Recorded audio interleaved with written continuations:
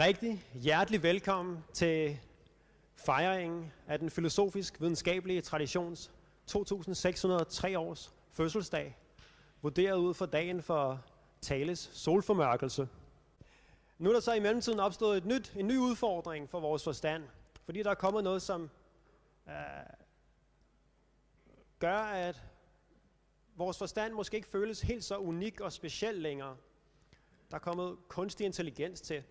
Og det er det, vi skal debattere i dag. Hvordan påvirker kunstig intelligens vores selvforståelse og identitet? Og inden jeg introducerer panelet for jer, et rigtig godt panel, så vil jeg godt byde velkommen til Lasse Dissing fra DTU Compute, som vil vise den her lille robot frem, eller hvad jeg skal kalde den, så vi kan få en fornemmelse af, hvad det der kunstig intelligens det er for noget. Giv en stor hånd til Lasse. Tak. God aften.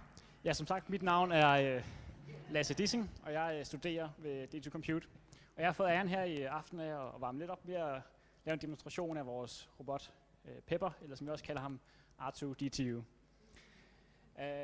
Pepper her er det vi kalder en humanoid robot, som altså det siger, ligner et menneske, og fremstillet af et japansk firma, der hedder SoftBank Robotics. Og ude i Japan, der bruger de dem til at de har dem stående i lufthavnene, og så kan du gå ind til robotten og sige, jeg kan ikke finde min terminal, og så kan den her på maven vise et fint kort over lufthavnen.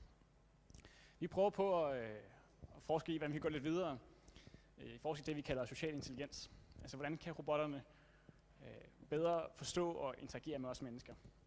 Og det er faktisk meget kompliceret for sådan en robot. Fordi vi mennesker, vi er nogle frygtelig komplicerede nogen fra deres synspunkt. Vi følger ikke nogen simple fysiske love. Vi har nogle meget komplekse regler for, hvordan vi socialt interagerer med hinanden. Og vores sprog er tvetydigt og uregelmæssigt, hvilket er meget kompliceret for computer at forstå. Så hvis man nu for eksempel gav Pepper her en simpel opgave, som er gå ned på en kollegas kontor, ned ad gangen og give en besked, så skal Pepper faktisk udføre nogle ret komplicerede opgaver. Det at gå ned ad gangen, så vil Pepper møde personer, som Pepper skal koordinere med, sådan helt underbevidst, sådan så de ikke går ind i hinanden. Hvis Pepper ikke kender vejen, så skal han spørge om vej, finde et menneske, som måske ved det.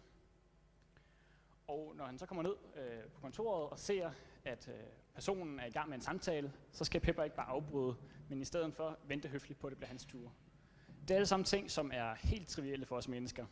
Men hvis man laver til Lithium, så er det meget komplekst. Og det er lidt det, vi prøver på at arbejde med. Der findes allerede systemer, som kan kommunikere med os mennesker. Mange af jer kender formentlig Siri eller Google Assistant. Og så kender jeg garanteret også, at de ikke forstår, hvad I mener. Enten fordi, at de ikke forstod sådan selve ordene, I sagde, eller også bare fordi, de simpelthen ikke forstod meningen. Og det bliver så kun endnu værre, når det skal foregå på dansk. Fordi 90% af de ingeniører, som arbejder med sådan noget her, de taler engelsk. Så det er ligesom det, vi prøver at kigge på her med Pepper. En vigtig ting, det er også, at de her intelligente systemer skal kunne kommunikere til os, hvorfor de gør, som de gør, og hvad de tænker. Og det her er Pepper unik, fordi Pepper har sin arme og sine idéer og så videre, sådan så han med sit kropssprog kan kommunikere, om han tænker, altså hvorfor han nu lige gør, som han gør lige nu. Og fordi nogle af de her udregninger er ret tunge, så er Pepper nogle gange lidt langsom, og så er det rart at vide, at han sidder ikke fast, han står bare lige og tænker lidt. Ja. Men nu her, lige inden jeg går i gang med demoen, så skal der lige siges, at det er første gang, at Pepper skal fremvises uden for DTU. Det er første gang, han skal fremvises på dansk. Og akustikken herinde, selvom den er god, så er den ikke særlig robotvenlig. Så derfor sker det formidligvis, at Pepper kommer til at også misforstå mig, eller lige misansætninger, jeg skal sige det 2 gange. Så det må I lige bage over med. Men ja. Så nu ser vi, han virker her. Goddag, Pepper.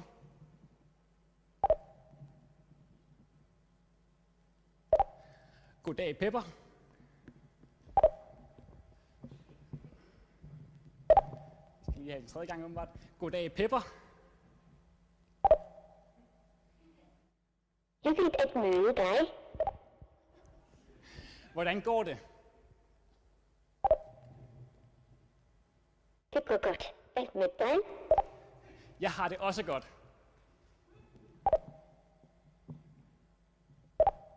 Jeg har det også godt. Det er godt at høre. Kan du fortælle lidt om dig selv?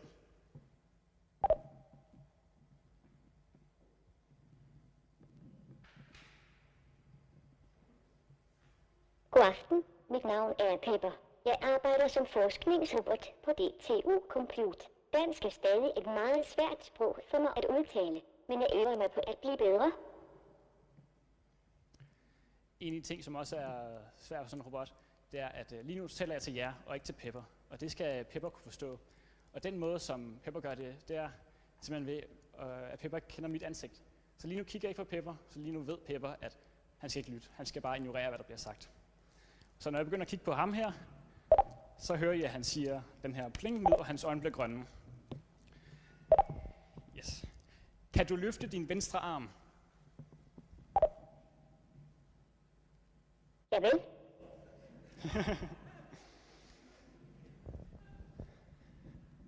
Så har jeg sådan en lille bold her. Kan du se bolden?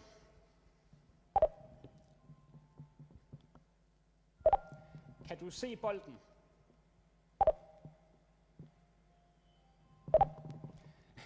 Kan du se bolden?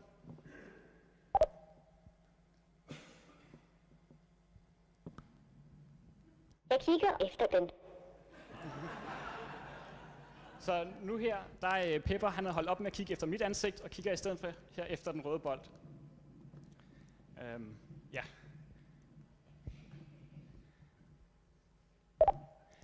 Kan du tage bolden?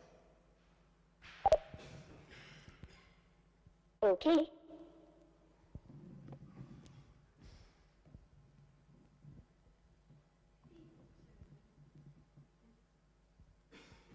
Der. Ja, sådan. Godt. Hvilken farve er bolden?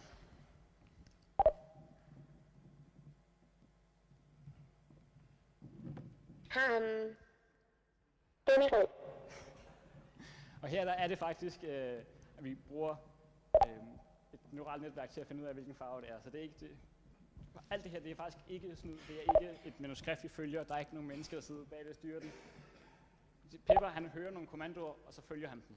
Så lidt af det samme måde som Siri, bortset fra, at det er faktisk noget, vi selv har lavet. Ja. Kan du give mig bolden?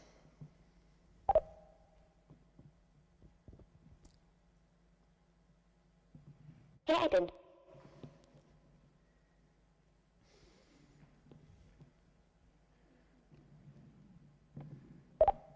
Du skal have mange tak.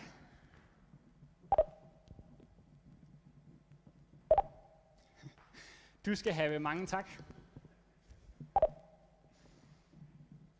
Skulle det være en anden gang?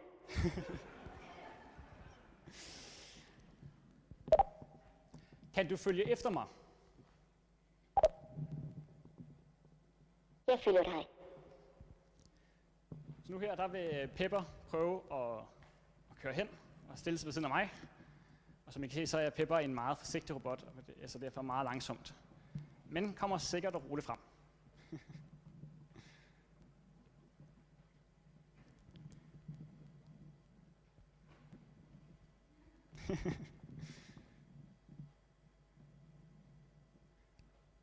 Pepper har nogle lasersensorer, sensorer og sonarsensorer nede i sine fødder her, som han bruger til at undgå forhindringer med. Ja.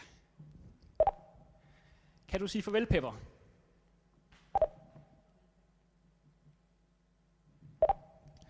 Kan du sige farvel?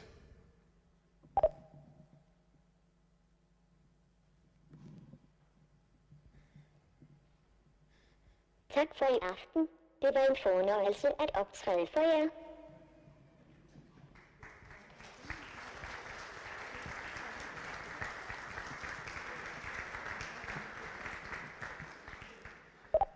Som I kan se, så det der med, at kunstig intelligens er her, der er lidt lang vej nu. Men vi arbejder på det, og målet er her, at Pepper skal kunne føre en fuld samtale med os, og at det skal virke, altså en helt almindelig samtale, og det skal virke naturligt. Og der er lang vej. Så ja, tak for det.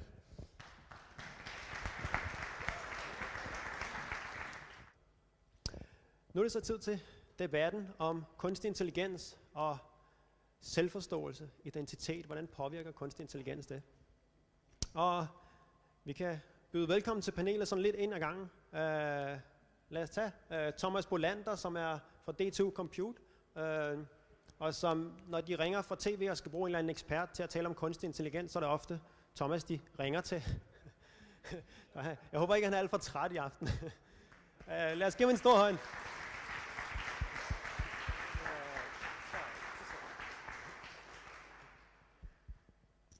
Og så har vi Katrine Hasse, som er professor og har en masse indsigt i teknologiforståelse og teknologiudvikling og en antropologisk tilgang til tingene. Hun er den første i EU, som er humanist og står for et stort forskningsprojekt om robotter. En stor hånd.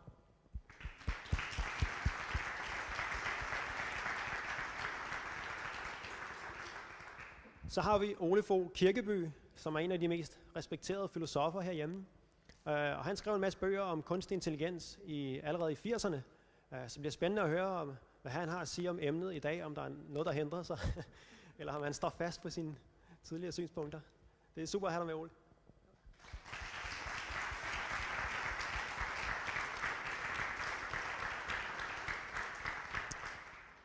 Og så har vi også en af de mest respekterede filmkritikere herhjemme. Han har været med til at lave Bogart og mange af de filmkritikere, radioprogrammer og fjernsynsprogrammer, som I har set. Og han har sådan lidt anderledes perspektiv, end de her har på tingene. Og han ved noget om sci-fi-film. Og sci-fi, det er jo lidt det, der står derovre, kunne man måske tænke sig, eller det kan det i hvert fald komme til at blive. Så det bliver rigtig spændende at have Per Juul Carlsen med i panelet.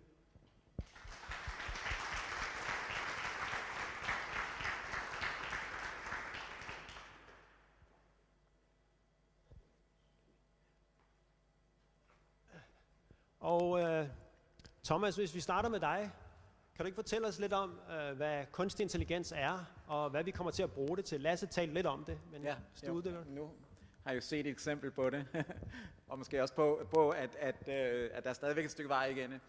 Jo, så altså kunstig intelligens er, altså i virkeligheden så er det forsøget på at få maskiner til at blive intelligente, så computer eller robotter. Og så kan man sige, at det er sådan set lidt uklart, hvad det egentlig betyder, fordi intelligens er i forvejen et begreb, som vi ikke har særlig godt styr på. Men det handler dybest set om at få computer og robotter til at gøre nogle af de ting, som det ellers kun har været os mennesker, der har kunnet. Så det kan være sådan noget som at køre en bil, eller føre en samtale, eller spille skak, eller lave medicinsk diagnostisering.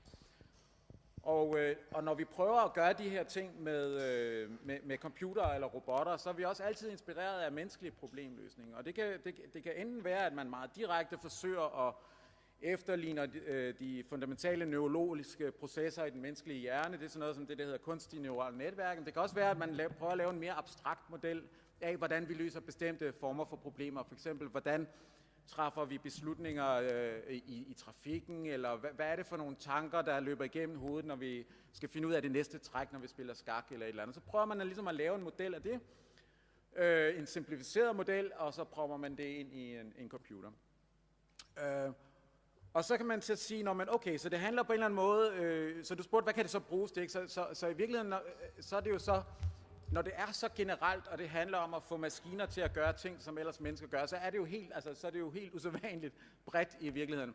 Men man kan sige, at det vi forsøger at efterligne, det er jo de kognitive processer, så det er ikke ligesom under industrialisering, hvor det handlede om at få maskiner, der kunne bevæge sig, eller overtage nogle af vores bevægelser, eller sy ting på maskiner i stedet for hånden. Det handler om at få maskiner til at overtage de ting, vi kan med vores hjerne, så vores logiske tænkning og planlægning, beslutning, mønstergenkendelse og den slags.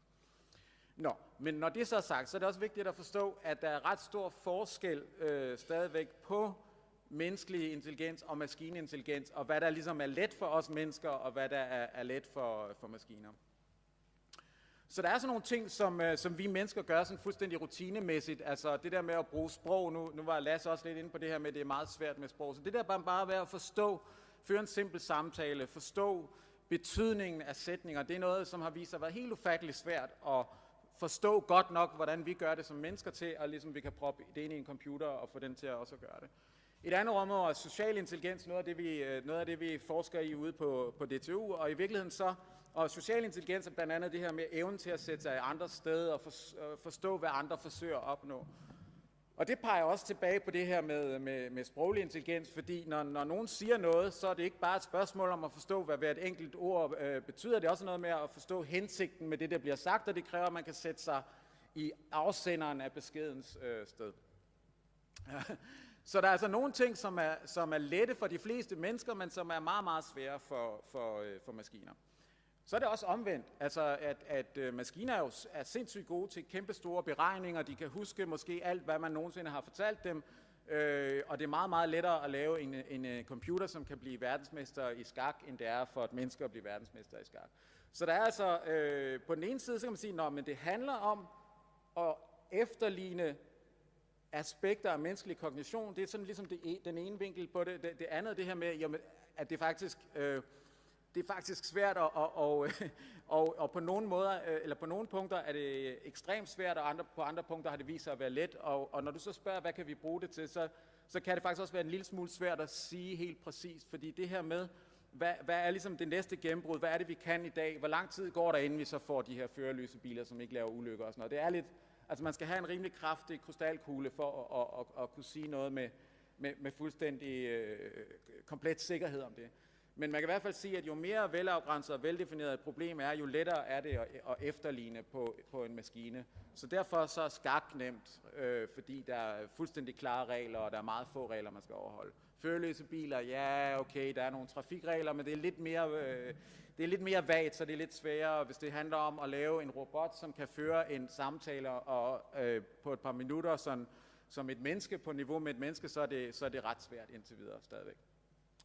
Så det var ikke så konkret, men jeg tror sådan noget, altså robotter som det der, som altså i husholdning for eksempel, ikke? Det tror jeg, altså på et eller andet tidspunkt så vil det komme, ikke? Og altså vi har støvsugerrobotter, men de kan så kun støvsuge, det er lidt kedeligt, ikke?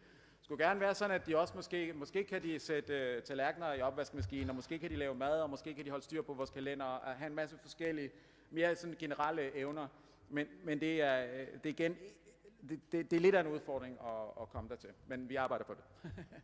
Så lige nu, så kan de i hvert fald støvsuge for os. Ja. Kunstig intelligens. Hvis man har brug for det. Ja, spændende. Ole, hvad kan vi lære om os selv, os mennesker, ved at vi prøver at finde ud af, hvordan vi kan få kunstig intelligens ind i computere?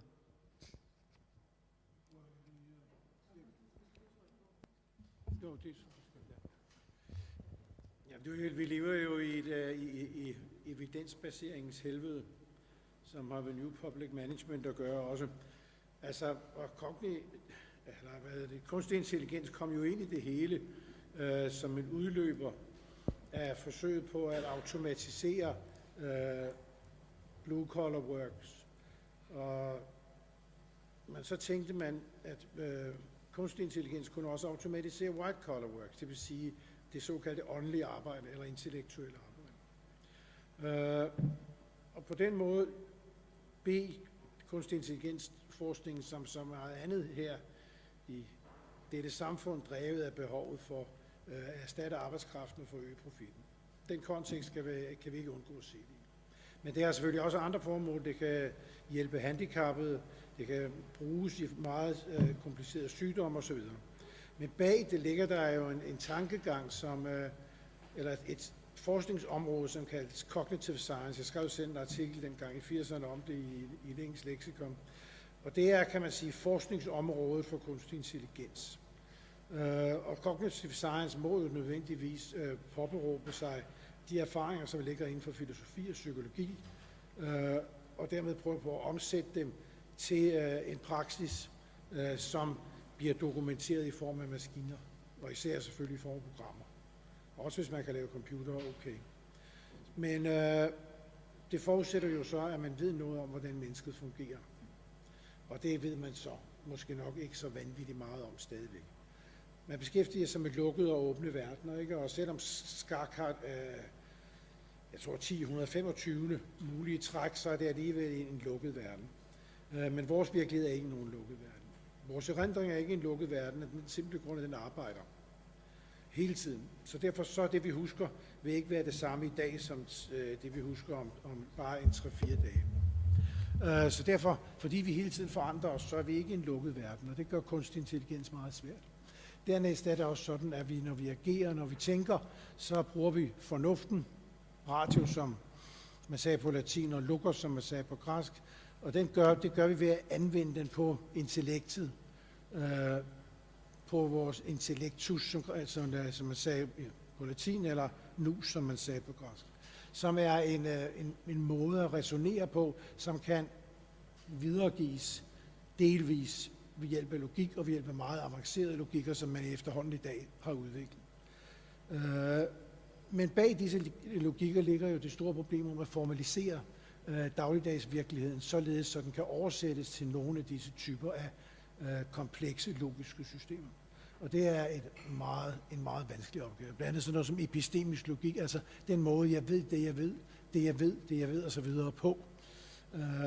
Selvfølgelig vil computeren kunne klare alle disse niveauer af viden, fordi den har enormt meget processeringsstyrke, men spørgsmålet er, om den kan fange videns egentligste væsen, hvilket naturligvis er værdier. Og derfor så støder vi igen på det problem om, kan computeren lære os noget om, hvordan vi faktisk erfarer og dernæst erkender. Hvis man kigger på det protoeuropæiske sprog, altså de sprog, der ligger bag de sprog, man taler mellem Irland og Mongoliet, så vil man lægge mærke til, at mange af de begreber for at forstå, som man har her, det er håndmetaforer. Man siger også til tilskrivskant, men man kan ikke finde det hos ham, at hånden er vores ydre hjerne. Vi fornemmer, vi begriber, vi opfatter. Lad os nu sige, at man kunne lave en membran eller en sanseforbindelse mellem virkeligheden og så computersystemer, som bestod i evnen til at absorbere erfaringer på en eller anden måde. Så kunne man måske på en eller anden måde prøve at simulere den måde, hvorpå vores sanser skaber erkendelser. Der er et vidunderligt smukt billede fra Aristoteles' Analytica Posterior, hvor han siger, at almene begreber dannes på samme måde som en flygtende hær på en eller anden måde kommer til besindelse, og så først stopper en soldat, så stopper en anden soldat, så stopper en tredje soldat, så stopper en fjerde soldat. Og på samme måde træder bestemte komplekse erfaringer af forskellige mennesker frem i alment begrebet menneskelighed. Og det spændende ved computer kunne selvfølgelig være, hvis de var i stand til at generalisere eller inducere eller bruge epagogé, som Aristoteles vil sige, til at danne alment begreber. For på den måde så ville de måske i en vis forstand kunne vide mere, end vi kom til at vide. Men de støder på det faktum, at alment begreberne allerede er overleveret i form af sprog. Det vil sige, så skal computeren faktisk selv være i stand til at generere et sprog. Og det ville de kun gøre, hvis de kunne interagere med verden. Så måske kunne studiet af, hvordan computere interagerer med verden, hvis vi gav dem sanseforbindelser til verden, og især selvfølgelig bevægelsesfaciliteter, gør det muligt for os at komme til at vide noget mere om, hvordan det menneskelige bevidsthed fungerer. Men som jeg ser det, så er det meget langt ude i fremtiden. Kan man ikke se, at de i en vis forstand har fået sanser, de begyndte at kunne se ude i trafikken, bilerne for eksempel? Jo, og det skal vi ikke nævne det der uheld, der var derovre, hvor en af de der selvseende biler tog fejl af en stor lastbil med anhænger, der svingede over en vej og troede, det var en del af horisonten. Det gik så ikke så godt. Hej, hvis I må gerne hvis I har noget at tilføje til Oles pointe. Ja, jeg er sådan set enig, vil bare komme til at lille smule på det. Altså man kan sige, så noget af det her med sanserne, og det her med ligesom at opfatte verden og skabe begreber ud fra sanser, det er jo også lidt det, man prøver, når man begynder at bygge en robot, men det er rigtigt nok, der er meget langt vej igen, og det er stadigvæk meget kompliceret, og man kan kun gøre det med relativt simple ting. Men det er ligesom også en del af hvad skal vi sige, en trend inden for kunstig intelligens, så man har det, der hedder embodiment-tesen, som er ligesom en hypotese om, at netop, at hvis man virkelig sådan for alvor skal udvikle kunstig intelligens, så skal det være noget, som har en krop, og som har sanser, og som har aktuatorer, altså kan ligesom interagere med verden netop på en menneskelignende måde, ikke? Fordi det er netop rigtigt, det er fundamentet for vores sprog, så meget af det, vi har i dag, når vi ser på sådan nogle chatbots, så hvis I interagerer med chatbots, hvis I prøver Nova på Nordeas hjemmeside, eller Siri på iPhone, eller nogle af de her andre chatbots, så er de netop ikke baseret på det her princip om, at de lærer sproget i interaktion med virkeligheden, men at de bare er blevet fodret med en masse sprog, uden nogen kobling til virkeligheden, og uden nogen forståelse af, hvad de enkelte ting betyder, så de har sådan en rent statistisk tilgang til sproget. Og det mærker man tydeligt, at det giver nogle store begrænsninger af de her systemer. De kan altså kun reagere på nogle meget bestemte mønstre og nogle ting, som de sådan set mere eller mindre er forudprogrammeret til at gøre. Altså sådan noget som Siri på iPhone eller Google Now, det er mere eller mindre dåsesvar, man får frem. Det er en lille smule mere avanceret, men det er stadigvæk der. Så jeg er sådan set enig, men jeg mener ikke, det er fuldstændig håbløst, og jeg mener også meget af det, der foregår i kunstig intelligens i dag, er netop også det her med at prøve at blive bedre til at opbygge systemer, som lærer af deres erfaringer, som netop er dynamiske på den her måde med, at det, som de husker i dag, ikke nødvendigvis er det samme om 4 dage, fordi der har foregået en masse læring undervejs, der er kommet nogle nye sanseindtryk ind undervejs. Ja, selvfølgelig. Jeg kan ikke være enig med dig. Men Karl Marx' logik siger os jo, at maskiner bliver først indført, når det kan økonomisk kan betale sig. Nu står vi lige i et område, hvor vi har haft nogle vidunderlige oplevelser med at lade programmører arbejde med vores skattesystem, som ikke vidste, hvordan det fungerede. Der ligger heldigvis en hurdle, men der er nogle informationer, som er vigtige at have omkring, hvor langt kunstig intelligens er udviklet, og det er faktisk juraen. Juraen vil komme til at ændre sig. Det vil ændre sig rent arbejdsmarkeds teoretisk eller praktisk, fordi arbejdsmarkedslovgivningen vil ændre sig. Fordi der vil komme meget mere deltidsarbejde, meget mere appstyret arbejde, og givetvis meget mere isoleret robotarbejde. Og altså, man har jo allerede dengang jeg arbejdede med det, der begyndte man at udvikle jura for, hvem der skulle straffes, hvis en læge benyttede sig af en diagnose, som var udviklet af et ekspertsystem, eller som i hvert fald, hvor ekspertsystemet gav støtten, om det skulle være udvikleren af ekspertsystemet eller lægen. Og juraen kan altid vise os, hvor langt teknologien er fremme. Og vi må ikke være blinde for, at teknologi kommer kun i det øjeblik, det kan betale sig at erstatte arbejdskraften. Enten fordi arbejdsfunktionerne bliver effektivere, eller fordi de bliver billigere. Og skyen, som vi ser nu, den såkaldte the cloud, ikke? Der hvor vi lægger alle vores IT-opgaver ud, hvis vi kan komme til det, den står og vakler i sit fundament, hvis skyer kan vakle i sit fundament, fordi man begynder nu at lave algoritmer, der kan lave algoritmer. Det vil sige, man kan på et relativt simpelt niveau, men dog effektivt niveau, programmere maskiners egen programmering af sig selv. Og det vil sige, der begynder at komme en enorm mængde, som alle har troet var fremtidens store håb på arbejdsmarkedet, som nu bliver arbejdsløse, nemlig programmørerne. Og det vil komme til at forvandle meget af vores moderne virkelighed. Interessant. Nu taler Ole om, at mennesker vi er karakteriseret ved noget, som robotterne bestemt ikke har, nemlig værdier. Og ja, det kan godt være, at det er svært at give robotterne værdier, og alligevel så kan det jo være, at robotterne kommer til at ændre vores værdier, kan man så spørge i stedet. Katrine, hvordan tror du, at vi ligesom atomkraften, den ændrede os lidt, den gjorde os på en måde mere fredelige, kan man sige, fordi nu tør vi ikke lave krig mod hinanden længere. Hvordan tror du, kunstig intelligens det kommer til at påvirke vores etik og vores adfærd? Ja, altså for det første så vil jeg sige, at vi har den her antagelse om, at kunstig intelligens vil gøre livet lettere og mere effektivt, også på mange måder, og billigere. Men jeg kunne godt tænke mig bare at starte med et tankeeksperiment. Lad os nu sige, at vi har mulighed for at lave en teknologi, som gør lige præcis det. Gør tingene effektive, hurtige osv. osv. Men desværre kommer den til at koste 1,2 millioner mennesker livet om året. Det er en pris. Er vi villige til at betale den?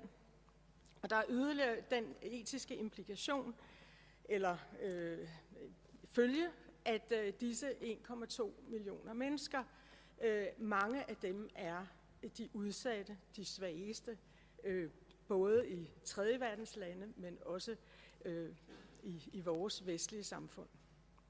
Vil vi så gerne have den teknologi? Ja, det er faktisk sådan, vi har den, for det er bilen. Bilen blev til på den måde, at den voksede frem. Vi lagde vores byer om. Nye byer blev anlagt ud fra hensynet til biler. Og alt det her skete. Der kom nye arbejdspladser. Vi fik alle mulige infrastrukturer og en masse nye etiske problemer, som vi på intet tidspunkt havde forudset eller tænkt over, men som vi så blev nødt til at forholde os til. Det man selvfølgelig kan spørge om, er det intelligent? Kunne vi være smartere? Kunne vi være mere intelligente som mennesker i forhold til at stille nogle spørgsmål, før alle de her følgevirkninger kommer? Så er der jo nogen, der vil sige, at artificial intelligence er jo svaret på nogle af de problemer, vi har skabt med bilerne. Og det tror jeg selv på, at de kan blive. Men de vil først blive det, når vi har ændret vores samfund på utallige måder. Fordi selvkørende biler, det er den måde, sproget også narrer os mennesker på. Selvkørende biler er jo ikke selvkørende biler. Selvkørende biler er maskiner i en infrastruktur, der understøtter deres selvkørenhed. Det tror jeg også, du vil give mig ret i. At tingene er jo ikke autonome, ligesom Pepper ikke er autonom. Der findes ikke autonome teknologier. For at have selvkørende biler skal man ændre på infrastrukturer, man skal ændre på regler, man skal ændre på lovgivning. Man skal ændre på vores tænkning om, hvad vi vil og hvad vi ikke vil, hvor vi må gå og hvor vi ikke må gå. Og vi skal ikke tro, det er i hvert fald min påstand, at vi kommer til at have selvkørende biler, der bare kører ud og ind mellem fodgængere og alt muligt andet, som vi har set. Det er naivt. Så hvis vi faktisk vil være intelligente, så tager vi højde for, hvordan de her teknologier faktisk kan udvikle sig, og begynder at tænke over, hvad vil vi have, hvad vil vi ikke have. Og rigtig meget tror jeg gerne, vi vil have, for det er super smart, og det bliver på mange måder lettere og bedre. Men der er simpelthen også rigtig mange ting, vi ikke vil have, og som vi gerne vil undgå at have, før at vi har set de negative konsekvenser.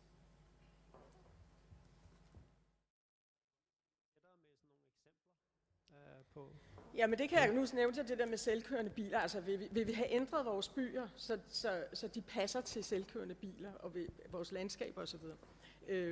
Men et andet eksempel er faktisk, artificial intelligence kan jo gøre utrolig meget for vores sundhedsvæsen.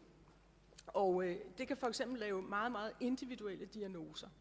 Og det kan det gøre ud fra en enorm mængde databehandling, hvor machine learning og så videre finder mønstre. Men for at kunne gøre det, skal de også have noget input. Og man ser jo allerede nogle tendenser til, at folk bliver mere eller mindre sådan fokuseret på sig selv, og på hele tiden at være opmærksom på, jamen fejler jeg nu den og den sygdom? Har jeg nu, I kender godt Jerome, som fortæller om 3 mænd i en båd, ikke, hvor der ligger tilfældigvis et lægeleksikon, og de sejler ned af Themsen, og inden de løber i havn, så har en af dem, der har ligget og læst i leksikonet, han har simpelthen fejlet alle de ting, som var i leksikonet. Og en af de problemer, man kan forudse, er, at hvis folk hver morgen skal tage en lille blodprøve, der så bliver sendt afsted og diagnostisere, hvor er du i dag? Er dit hjerte okay? Har du ansat sig til kræft et eller andet sted? Hvad vi jo alle sammen har, det ved man jo i dag. Hvad gør det ved vores menneskelighed? Og så er der selvfølgelig, som jeg nævnte med bilerne, en etisk dimension i det her, som handler om, hvem er det, som definerer rammerne for denne her teknologi, og for hvad den skal kunne. Og der må jeg jo sige, at det er et genkendeligt WASP-mønster, altså det er hvide ofte engelsktalende mænd fra den vestlige verden. Der mangler i den grad diversitet i det felt, der skal beslutte, hvordan de her algoritmer skal udvikles. Desværre så viser nye tal, at antallet af kvinder, selv i vores vestlige verden, som arbejder med artificial intelligence, er gået ned. Også i Danmark, men mindre i Danmark end på det europæiske gennemsnit.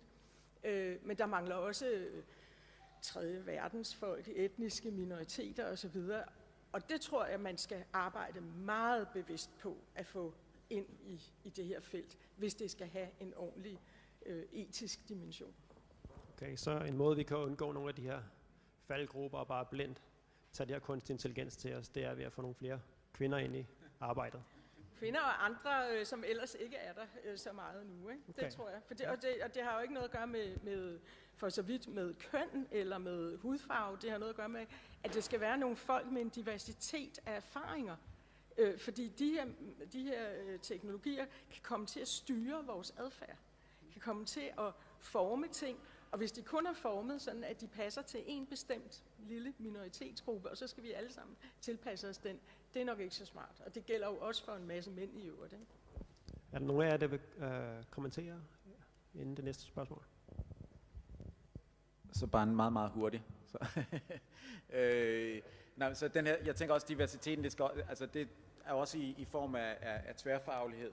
Altså fordi, at hvis det kun er ingeniører, der laver kunstig intelligens, og hvis ingeniører ikke nødvendigvis er eksperter i etik, eller hvordan en god interaktion er imellem en maskine og et menneske, så er det jo ikke så godt. Så det er meget vigtigt, at netop at der er filosofer og psykologer og alle mulige andre inde over det her, ikke? Altså, så det bliver sådan bredt funderet. Det tror jeg er super afgørende. Og så er jeg fuldstændig enig. Vi arbejder på det. på at få en bedre repræsentationsbaggrund inden for dem, der arbejder i kunstig intelligens. Fordi jeg mener, altså, jeg er fuldstændig enig. Det er super vigtigt. Fordi det er heller ikke... Altså nu er jeg jo så tilfældigvis hvid vestlig mand og sådan noget, ikke? Men det er jo heller ikke... Det er jo så heller ikke... ja, det er så... Tak. Det bliver også besværligt, hvis jeg skal gøre noget ved det, ikke?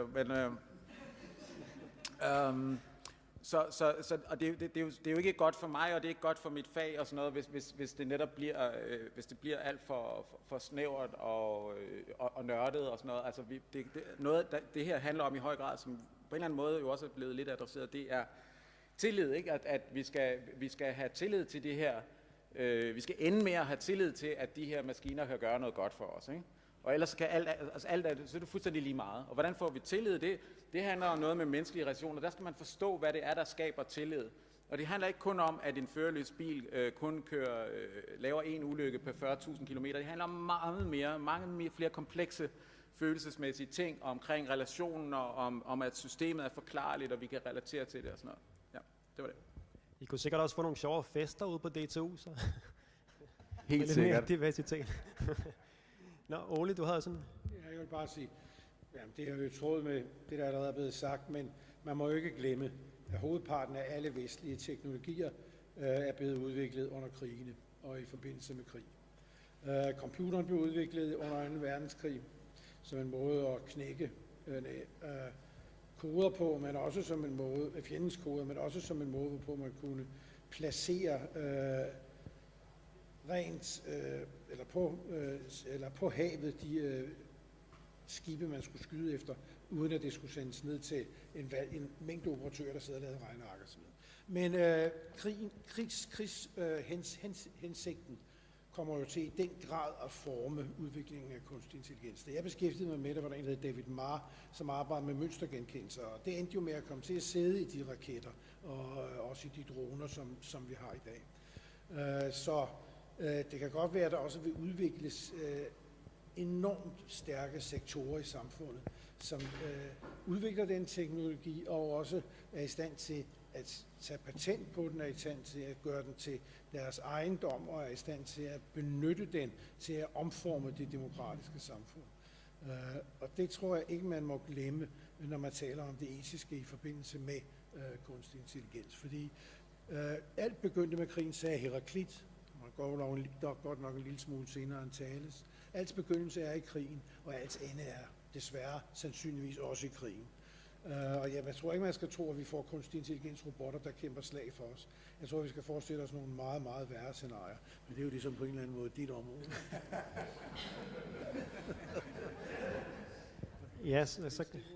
Så kan vi jo passende gå til Per. Vi har jo lært noget om, hvad et menneske er ved at spejle os i dyrene. Og nu har vi så fået kunstig intelligens, så spørgsmålet er, hvad vi kan lære om os selv ved at spejle os i kunstig intelligens og de fortællinger, der er lavet om kunstig intelligens og dets potentiale. Så det kan vi jo godt tænke os at høre dig om, Per. Ja, jeg skal prøve at sige noget lige så begavet som mine 3 kolleger her. Jeg har taget et lille stykke avis med. Jeg ved ikke, om det var som sendt fra en eller anden kunstig intelligensgud til mig det her, men i Politikken forleden dag var der en overskrift her, der hedder: "Vi frygter ikke længere teknologien, vi frygter os selv." Det var en artikel om et nyt computerspil, som beskriver dem med de kunstig intelligens, robotterne, som de fornuftige, mens vi skal være bange for os mennesker. Og der vil jeg, altså det er ikke fordi, jeg skal ikke sidde og nedgøre dem, der har skrevet artiklen her, eller gøre nar af den, men jeg tænker, at jeg synes altid, at de eksempler på kunstig intelligens, som litteraturen og filmen osv. har givet os, har fortalt os, at vi skal frygte os selv. Jeg synes ikke, der er noget nyt i det. For mig er det simpelthen kernehistorien. Hvis man tager Mary Wollstonecrafts roman om Frankenstein tilbage fra 1840'erne, så vidt jeg husker, og det var jo en kvinde, som var den første med en meget, meget visionær fortælling om den her videnskabsmand, som skaber et væsen med kunstig intelligens. Man kan godt diskutere, hvor intelligent monsteret her, Frankensteins monster er, og man kan også diskutere, om det var kunstig intelligens. Altså, det er jo en død hjerne, som bliver vakt til live i den her fortælling. Men der er det jo, monsteret bliver gjort til et væsen, som vi skal forstå, som vi skal nære følelser for, mens den gale videnskabsmand her, Frankenstein, det er ham, vi skal være bange for. Og det er jo en rød tråd, som er gået ned gennem rigtig meget litteratur og film gennem historien, at det er den gale videnskabsmand, som vi frem for alt skal frygte. Så jeg synes altid, litteraturen og film har fortalt, at vi skal frygte os selv, vi skal være bange for os selv. Og jeg opfatter mange af de her film som en afart af, eller en måde at lege med skabelsesberetningen på, at det handler om, hvad skal vi sige, hvis vi siger, at Gud er den ældste generation, derefter kommer vi så som mennesket skabte Gud, og der skal lige understrege, at Gud ikke er sådan, i min sammenhæng ikke er nødvendigvis er den bibelske Gud eller en kristen Gud, men forstået på den måde som skaberen, eller den, som har defineret vores omgivelser, den, som definerede det rum, som vi eksisterer i. Men efter os kommer så den kunstige intelligens, og mange af de fortællinger, som jeg har set på film, handler jo netop om, at vi dribler rundt med, hvem er det, der er skaberen, hvem er det, der er mennesket, hvem er det, der er den kunstige intelligens, og ud af det kan man skabe nogle dramaer, som kan være medrivende og virkelig spændende. I den her artikel bliver der nævnt en meget interessant lille finurlig sag med en forfatter, der hedder Frederick Brown, som skabte en fortælling, hvor en jordens nye leder var med til at udvikle en robot, en computer, som han så spørger på et tidspunkt, findes der en Gud? Og så svarer den her computer så, ja, nu gør der. Og det synes jeg et eller andet sted er meget beskrivende for de her lege med kunstig intelligens, som science fiction film har skabt gennem tiderne. Metropolis af Fritz Lang tilbage fra, jeg mener, 1927, er, så vidt jeg ved, det første eksempel på en robot i filmens verden, og er en forholdsvis kompliceret tingest, som er svær at holde styr på, fordi Metropolis var så lang en film, at jeg tror, den er lidt over 3 timer oprindeligt fra Fritz Langs side, men det var der så mange i den tyske filmindustri, som blev irriteret over. Det skulle bare være 1,5 time, det var rigeligt, så den blev skåret ned, og efterhånden har det været svært at finde ud af, hvad der egentlig var den oprindelige fortælling. Der kom så en version af Fritz Lang, som har sådan nogenlunde stadfæstet, hvad det var, det handlede om. Men den her figur, som Metropolis leger med, er en robot, som igen den gale videnskabsmand Rotvang skaber, fordi han har mistet en kvinde, han holdt af,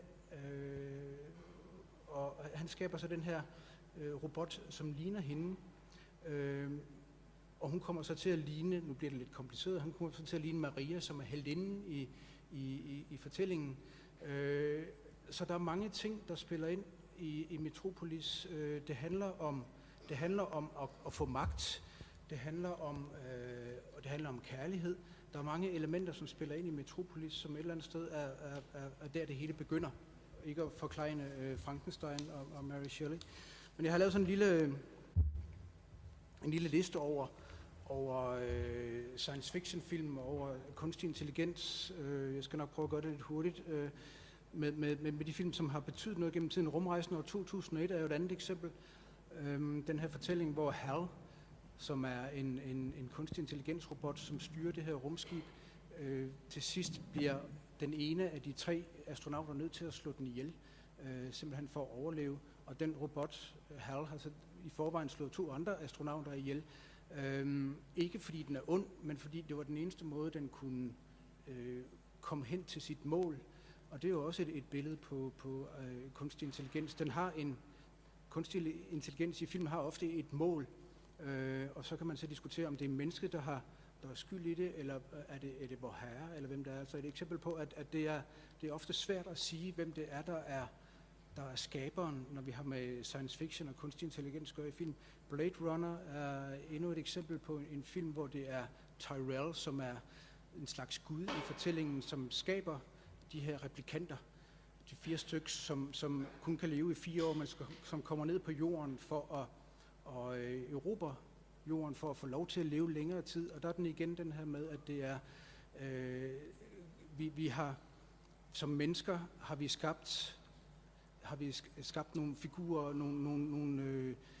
en kunstig intelligens, som gerne vil være endnu stærkere end os. Altså man kan sige omkring kunstig intelligens, at i græsk mytologi og kristendommen, der sker der det, at der bliver guden Prometheus, eller Zeus, eller hvem det måtte være, som skaber i græsk mytologi, som skaber en gud, der er den ikke god nok, eller man skaber et menneske, der er mennesket ikke godt nok. Prometheus bliver nødt til at få fat i ilden, stjæle ilden fra Zeus, for at gøre mennesket stærkere. Og i kristendommen, der ved vi jo, at på et tidspunkt gør mennesket oprør og må ligesom bankes på plads. Mennesket er aldrig rigtig godt nok. Mennesket er på en eller anden måde fyldt med mindreværdskomplekser.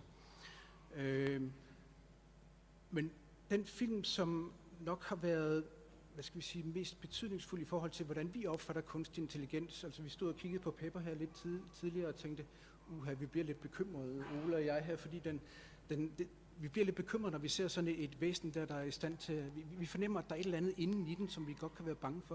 Og der er sådan en film som Terminator, som jo handler om en fremtid, hvor mennesket er ved at blive udryddet af robotter, af kunstig intelligens, og der kommer en robot tilbage til fortiden for at slå det menneske ihjel, som er i stand til at kæmpe mod robotterne. Det bliver lidt indviklet på den måde, men en fortælling om igen, at i den sammenhæng skal vi være bange for robotterne, men de er jo skabt i menneskets billede. Så kommer vi op til nutiden, hvor der kommer en række film, som er mere spændende, som jeg ser det, og der kan man så argumentere for, at vi mennesker er blevet klogere, heldigvis, men man kan også sige, at vi nærmer os en tid, hvor kunstig intelligens kommer tættere og tættere på, så der er behov for at fortælle nogle historier, som er vigtigere, som er mere komplekse. Og sådan en film som Her, eller Hende, som den hedder på dansk, af Spike Jonze, synes jeg er et rigtig godt eksempel på, at nu bliver det virkelig kompliceret. Det er et eller andet sted en romantisk komedie om en mand, som får mulighed for at skabe sig en kunstig intelligens, altså sådan et, i computersprog, hvor man ligesom Siri, altså en personal assistant, altså en kunstig intelligens, som hjælper en. Han kan ikke rigtig finde ud af at få sin kærlighed til at fungere. Hans kone er gået fra ham, men han får mulighed for at skabe den her kunstig intelligens, som han taler med, som han bliver rigtig gode venner med, som kan lave musik, og de får nærmest et kærlighedsforhold, de to. Og det er jo ikke den her kunstig intelligens er jo ikke noget, der findes. Man kan ikke se hende, men hun er i høj grad til stede i fortællingen. som er en meget mangfoldig historie, som jeg gerne vil anbefale folk, hvis man ikke har set den, og grave ned i, som også er en satire over, hvordan vi mennesker fungerer nu om dagen. Og så er der så Wall-E, Pixars tegnefilm, som jeg synes er skøn på den måde, at den leger med, at Gud, mennesket, er blevet smeltfed, sidder et eller andet sted ude i rummet i et rumskib, har stukket af fra jorden, mens den lille Wall-E, som rydder op på jorden, den indser, at noget er helt galt. Så det er den kunstige intelligens, der indser, at Gud er fuldstændig galt på den. Det synes jeg er en meget, meget skæg måde at betragte ting på. Endelig vil jeg lige nævne Ex Machina, som er en ret ny science fiction film, et par år gammel, om igen en gud, en mand, som har udviklet en kunstig intelligens, som gør oprør. Hun viser sig simpelthen at være så begavet, at hun kan udkonkurrere sin herre. Og den leger igen som hende og Wall-E med nogle meget fascinerende elementer, fordi hun er sexet, hun bruger sex til at overkomme sin herre med. Det er en film, som har mange spændende elementer. Men for at runde min lille gennemgang her af vigtige science fiction og artificial intelligence historier igennem, så er det her med, at mennesket er uperfekt, synes jeg er ret interessant gennem mange af de her fortællinger, at mennesket skaber en kunstig intelligens, som man gerne vil gøre klogere end sig selv, og den her kunstige intelligens er også så usikker på sig selv, at den vil overgå sin skaber, og på den måde kommer der sådan en rundtosset konkurrence om, hvem er det, der betyder mest, om det er Gud, er det mennesket eller den kunstige intelligens. I øvrigt bliver det i den film, der hedder Ex Machina, bliver det nævnt af Gud, ham der har skabt robotten, som i øvrigt hedder Ava, som en sammentrækning af Adam og Eva. Han siger på et tidspunkt, en dag vil artificial intelligence se på os, som vi ser på fossiler. Altså på et tidspunkt, så vil vi have så vil artificial intelligence blive så enormt begavet, at vi er i princippet ligegyldige for kloden, for alt. Og der er jeg sikker på, at Ole her vil blive ret bekymret, hvis jeg i forhold til det, vi snakkede om før, du var bekymret for, hvordan tingene skal udvikle sig. Du må jo gerne svare. Ja, altså, men det du så lægger op til sidst, det er jo noget, vi egentlig ikke har berørt lige endnu. Og det er jo det faktum, at det her dybest set jo er en politisk diskussion. Og dermed er det et spørgsmål om forholdet mellem magt og viden. Det vil sige, det kan godt være, at der er computere, som vil kunne forudsige, hvornår metangasserne virkelig bliver sluppet løs over i Sibirien. Det var nok ikke så længe. Og hvad der sker, når Antarktis smelter, og alle disse ting, som kommer til at overgå vores planet. Men den viden, den er der jo mennesker, der skal tage stilling til, om de synes skal blive brugt.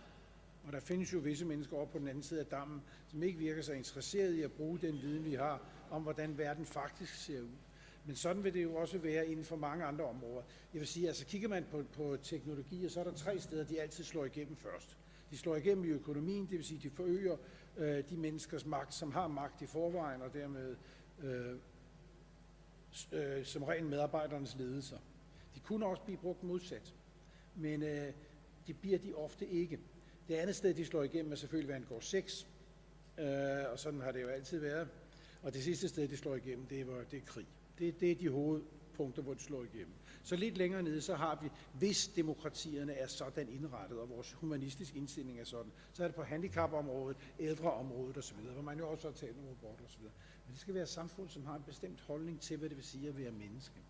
Så derfor så kan man så sige, at det kan godt være, at det kunstig intelligens kunne danne sig nogle fantastiske billeder af vores fremtid, kunne opstille forklaringer, hvor præmisserne hidtil egentlig ikke var kendt, eller hvor der var så mange præmisser, som var så intelligent sambalancerede, så vi kunne få noget at vide, som vi ikke kunne få vidst før. Men hvem vil have denne viden? Og det er jo det, som vi alle sammen skal tage stilling til. Det er os, der skal bestemme, hvor meget kunstig intelligens må få lov til at få fat i den virkelighed, vi lever i. Og det synes jeg er enormt afgørende. Det udspringer selvfølgelig også af etiske holdninger, og dermed af såkaldte humanistiske holdninger, indstillinger til, hvad det vil sige at være menneske. Men bag det ligger der et moment af tilfældighed også, som består i, hvem der for tiden har magten. Og der er jeg ganske enig med dig, at dem det går ud over, det er dem, der bor på lidt på den anden side, ikke? Sådan lidt sydpå, der hvor vandet begynder at stige. Nede ved, de forskellige steder.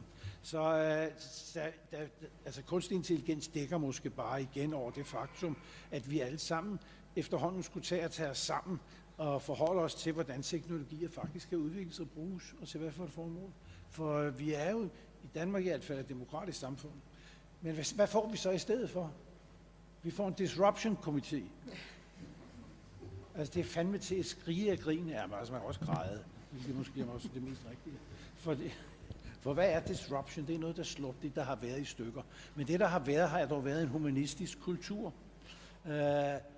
Og den bliver disruptet af teknologiens egen bevægelser. Og det er jo det, der er det farlige, hvis det ligger i udviklingen af kunstig intelligens. Ja. Ja, men jeg synes, jeg er enig med dig, Ole, og jeg synes også, det er interessant med din gennemgang, Per, fordi noget af det, som vi jo ser, når vi faktisk er ude og arbejde med robotlaboratorier, eller dit og andre robotlaboratorier rundt omkring i Europa, det er også, at de robotter, der bliver skabt, ikke ligner dem, som vi ser på filmene. Og det tror jeg er et etisk spørgsmål, der rejser sig, som handler om, at mange politikere og beslutningstagere, de tror i virkeligheden, at teknologierne er noget andet, end de er. Og det betyder dels, at de er mere bange for dem, men det betyder også, at de sådan set hverken kan lave den rette lovgivning eller tænke dem på den rigtige måde. Fordi de robotter, vi ser, er meget langt fra den type teknologier, som bliver beskrevet i film. Og det, der er interessant, er jo, at mennesker, de ønsker at fortælle de her historier, også om, hvordan vi kan skabe os selv. Men du nævnte også før, Thomas, at der er ligesom to veje i artificial intelligence. Den ene er den, at man vil ligesom kopiere mennesket og genskabe den menneskelige hjerne. Men det andet er jo, at man arbejder med en helt ny måde at skabe intelligens på. Og i virkeligheden tror jeg, at man skal til at finde et nyt sprog for det her, så man holder fast i, at den intelligens, man får skabt, er på mange måder noget, som kan bruges til praktiske ting, til alt muligt i hverdagslivet, men den vil faktisk aldrig komme derhen, hvor Her er heller. Den vil ikke komme derhen, hvor Ava er fra Ex Machina. Den vil ikke, fordi at det simpelthen ikke er, det er heller ikke det, man arbejder på derude i virkeligheden. Man arbejder sådan set ikke på at lave de her menneskelignende robotter. Man arbejder på at lave nogle systemer, og de skal selvfølgelig være underlagt en politisk debat, men den skal være på et oplyst grundlag, og det er den ikke altid, fordi politikere, ligesom vi andre, elsker de her historier. Og så til sidst vil jeg bare sige, at der er en historie, jeg ved ikke, om den er filmatiseret, Per, men den er jo meget skøn. E.T.A. Hoffmanns fortælling om robotdukken Olympia, som narrer både en ung mand, der bliver forelsket i hende, og et helt borgerskab. Og de elsker hende, fordi hun er vidunderlig at med til te-selskaber, fordi hun sidder altid og nikker, og meget, meget høflig, og så siger hun, det er meget klogt, det du siger. Det er meget klogt, det du siger. Og så bliver hun jo så afsløret som værende et produkt af en af de her gale videnskabsmænd. Og en af de ting, som robotten altid sagde, det var, jeg keder mig ikke sammen med dig. Og efter at hun er blevet afsløret som en robotdukke, så fortæller E.T.A. Hoffmann, pludselig bliver det meget, meget populært for unge mennesker, når de går til selskab og sidder og gabe højlydt. For de vil i hvert fald ikke tages for at være en robot.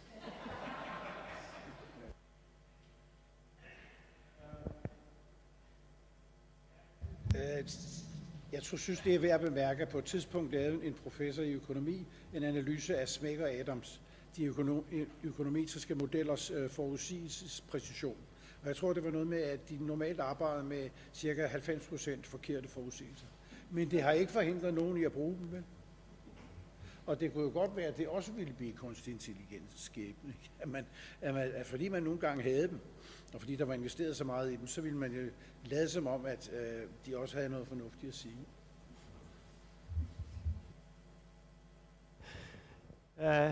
Nu tror jeg, vi skal tage nogle spørgsmål fra publikum. Så ja, ræk endelig hånden op. Vi har allerede en her. Stefan, kommer du ikke og tager? Det er min kollega, Stefan. Ja, mit spørgsmål går på jeres diskussion om etik, og der bliver ligesom talt om en vestlig, amerikansk, europæisk etik og udvikling med kunstig intelligens. Når vi så kigger på Østen og Kina, så tror jeg, at der var en, der sagde, at kineserne, ja, vi ved mere, hvad amerikanerne går og laver om kunstig intelligens, end amerikanerne ved om os. Jeg kan frygte, at den etik, som udgår fra Kina, som jo er en helt anden kultur, også på det etiske område, at den overhaler os ret hurtigt, hvis vi ikke på en eller anden måde får reguleret på det her. Hvad er jeres tanker på det?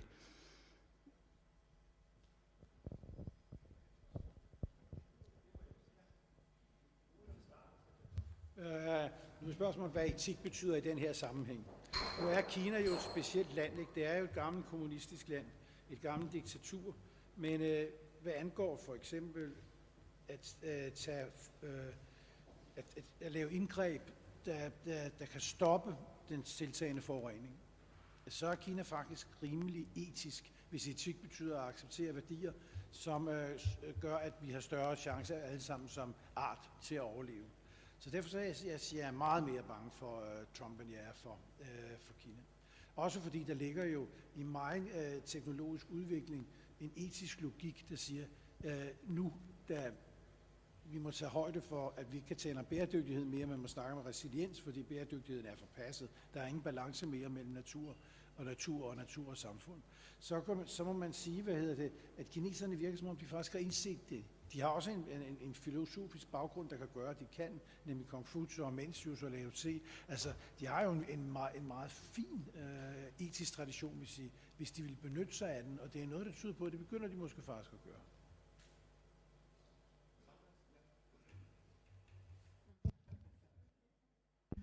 Ja, jamen altså det peger jo sådan set også bare på, at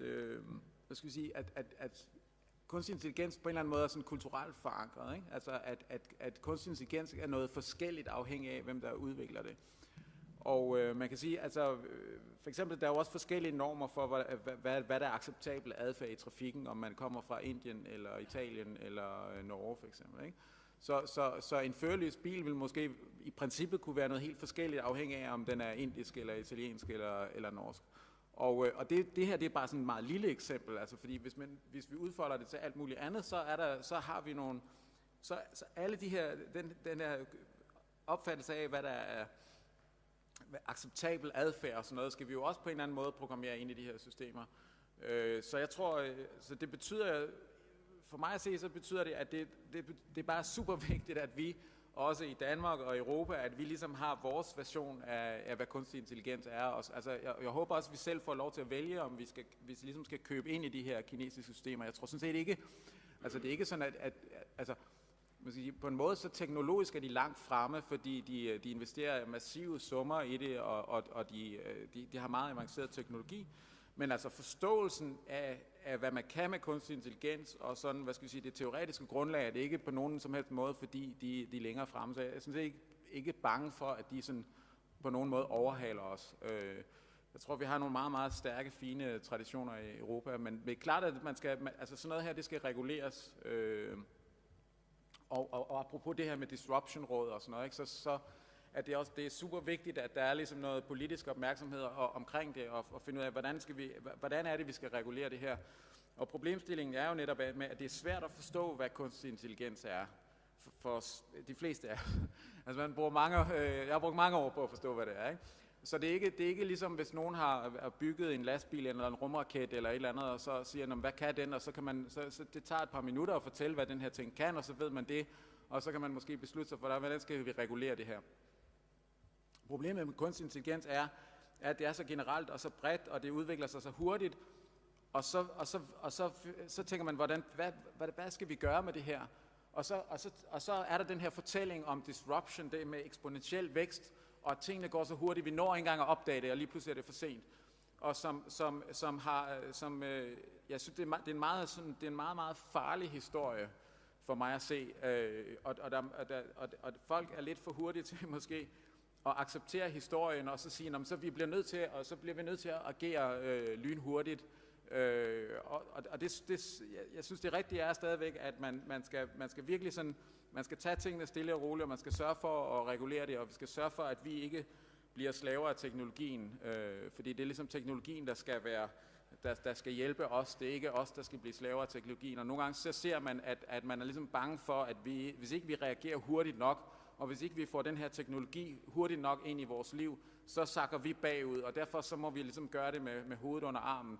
Og det mener jeg, det er helt forkert, fordi og hvis der netop er noget, der skal være sådan et europæisk eller dansk varemærke, så må det netop være at gøre det ordentligt og etisk forsvarligt og grundigt, og vi er sikre på, at det virker, og vi har systemer, som er forklarlige og sådan noget. Jeg har også snakket med folk fra den europæiske bilindustri, som har sådan et andet perspektiv på førerløse biler end den amerikanske bilindustri, som har været meget sådan, altså nogen jeg har snakket med, som har sagt, vi er lidt bekymrede for det her, og vi er lidt bekymrede for, hvor hurtigt det går, fordi kan vi nu sørge for, at det er sikkert nok? Og de har faktisk også følt sig lidt presset af, at det går så stærkt nogle steder i USA, ikke? Fordi de tænker, vi bliver nødt til at løbe med her. Så det er en stor global problemstilling, som ikke har nogen let løsning,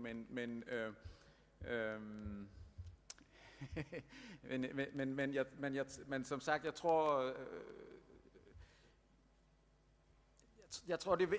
vi skal virkelig sådan sørge for, at vi ikke bare køber alt den kinesiske og den amerikanske kunstig intelligens, og gør vi den til vores, og så siger vi det, okay, nu gør vi det på jeres måde. Altså, jeg mener godt, vi kan være lidt mere grundige og tænke os om, og ja.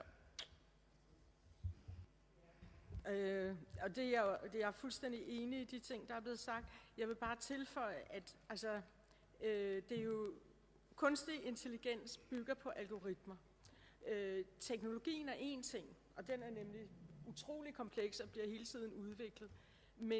Men spørgsmålet er selvfølgelig, hvad du så putter i de algoritmer. Og det er jo på nøjagtig samme måde som, at du laver restriktioner på forskellige måder, på alle mulige andre parametre.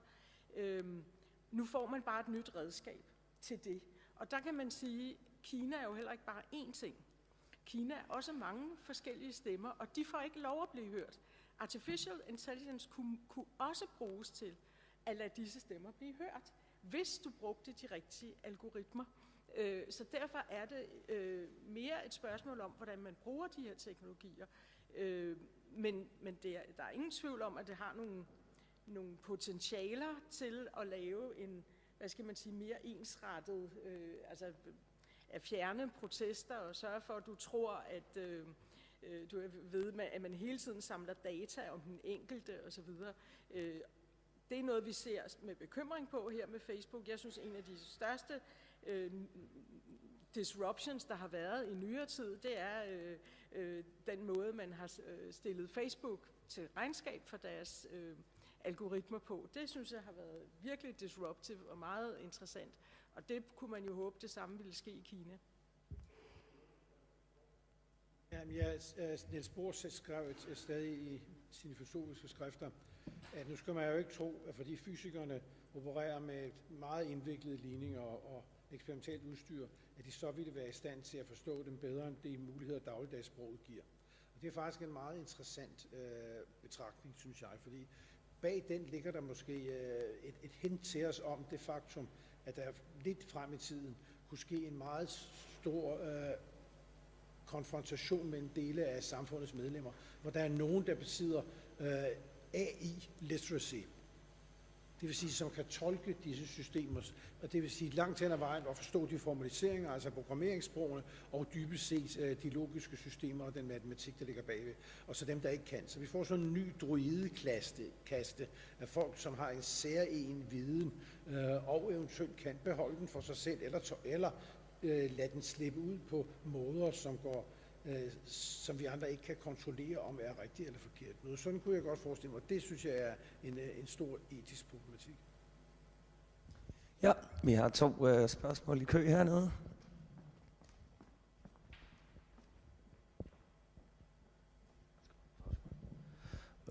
Jo, jeg vil høre, Vi alle sammen ved jo, at mennesker har udstråling, og det har dyr også. Vil det nogensinde kunne lade sig gøre at udvikle i print og hvad fanden hedder det, inde i bolden på sådan en udstråling på en robot, ligesom similar et menneske?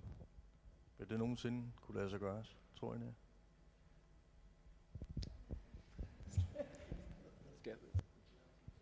Jeg tror, Thomas har mere at sige til det rent tekniske, end jeg har. Men jeg kan sige en ting, og det er, at vi har kolleger, som har arbejdet med sådan nogle robotkasser, der kørte rundt og gjorde forskellige hentede ting og bragte ting. Og så fandt de på for sjov at give dem øjne. Og hvor folk ikke før overhovedet havde indset de her kasser, så i det øjeblik, de fik øjne, så begyndte folk at tale til dem og snakke med dem, og hvis de kørte ind i noget, så sagde de, ej, slog du dig, det var synd. Så man kan sige, det er også noget, vi giver. Altså en ting er, om man kan gøre det rent teknisk ved at bygge noget ind i maskinen, men det er lige så meget noget, der kommer fra os til maskinen. Ja, så for at følge op på det, ikke, så kan man også sige, at altså, hvis man er et barn og har en eller anden en tøjbamse, så kan man også føle, at den har en eller anden form for udstråling, eller den ser nuttet ud, eller et eller andet, ikke? Så der er jo lidt det der med, altså det her, der hedder antropomorfisering, at vi, noget der på nogle punkter ligner os selv, begynder vi automatisk at tilknytte sådan menneskelige egenskaber, måske også som den her robot, ikke? Altså den behøver ikke egentlig at gøre særlig meget, bare fordi den sådan ser lidt nuttet ud, og nu kigger den lige over på mig, ikke? Altså der sker noget andet emotionelt med mig, end hvis det var en papkasse med nogle plastikknapper på, eller et eller andet. Men så spørgsmålet er selvfølgelig også det der, men nu er jeg jo ikke ekspert, jeg ved ikke præcis, hvad udstråling er, men altså, men der er jo noget med, i de forsøg, man har haft med at lave mere og mere menneskelignende robotter, altså nu ligner den netop ikke, altså man kalder den humanoid robot, men den er netop lavet, så den ligner lidt mere en tegneseriefigur eller et eller andet, ikke? I de forsøg, man har lavet, der opstår lidt det, der er sådan et begreb, der hedder uncanny valley, som er, at når man får de her robotter til at ligne mere og mere mennesker, og i starten så synes man bare, at det ser fint ud, og nu er den endnu mere realistisk, men så bliver de på et tidspunkt så realistiske, at det bliver uhyggeligt, fordi man alligevel godt kan fornemme, at det ikke er ægte, ikke? Så man kan gå ind på YouTube og finde nogle af de her videoer af de mest menneskelige robotter. Og så tror jeg, de fleste vil give mig ret i, at det er faktisk sgu lidt spooky. Altså det bliver lidt uhyggeligt på en måde. Fordi der mangler simpelthen bare noget, ikke? Og jeg tror også, det med udstråling, det må også være noget med kontakten imellem os, ikke? Og at det er den måde, du reagerer på, den måde, jeg kigger på dig på og sådan noget. Og det tror jeg er meget afhængig af, at vi har nogle hjerner, der er nogenlunde ens, og vi har det samme sansesystem og så videre, og vi har den samme type hjernearkitektur, så det kan godt være, at det kan blive meget, meget svært at nå dertil.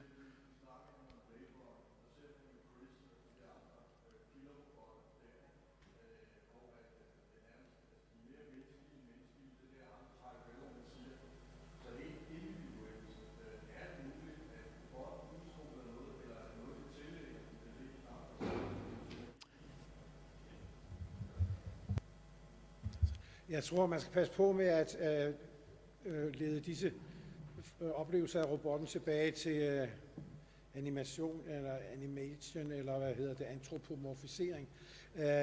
Altså kig på den robot, man havde i det antikke Grækenland. Den hed Oraklet i Delphi. Og den rejste man kom jo fra hele verden for at høre, hvad denne dame, der sad der i hastogene, eller hvad det var, udtalte sig om. Men det var fordi, man havde tilskrevet hende autoritet. Og jeg tror, det der vil give den aura eller udstråling, som computer faktisk vil kunne besidde, det er den autoritet, som man tilskriver. Og det er igen, det kan handle om dens præsteskab. Og det er igen et politisk spørgsmål.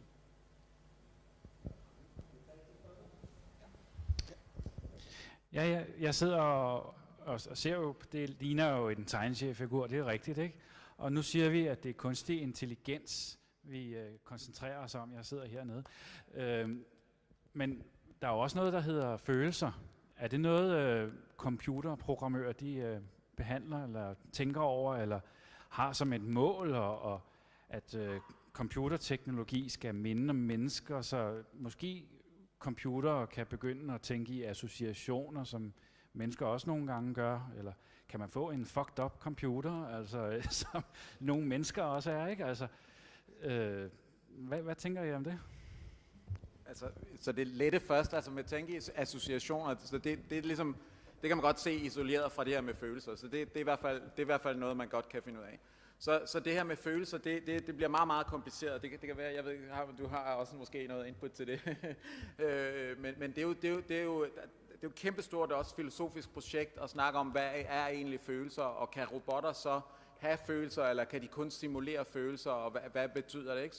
Så lige nu, hvis jeg skulle få en robot til at udtrykke følelser, så ville det være en form for simulation, ikke? Altså det ville være, at jeg ligesom beslutter, at den skal se ud på en eller anden, den skal se glad ud af det, eller ked ud af det. Det vil være fake, ikke? Og så kan man diskutere, så spørger du så også, skal man så give dem, skal man forsøge at gå derhen? Og det ved jeg ikke, at det er faktisk det er i sig selv et meget interessant spørgsmål, fordi ligesom jeg sagde før med det her uncanny valley, og hvis de ligner os for meget, så kan det også blive lidt uhyggeligt, fordi de alligevel ikke er ligesom os. Og så er det ikke fuldstændig åbenlyst, at de skal have noget, der minder om menneskelige følelser, at det nødvendigvis er det bedste sted at gå hen. Men det de i hvert fald skal have, de skal have evnen til at sætte sig i vores sted, ikke?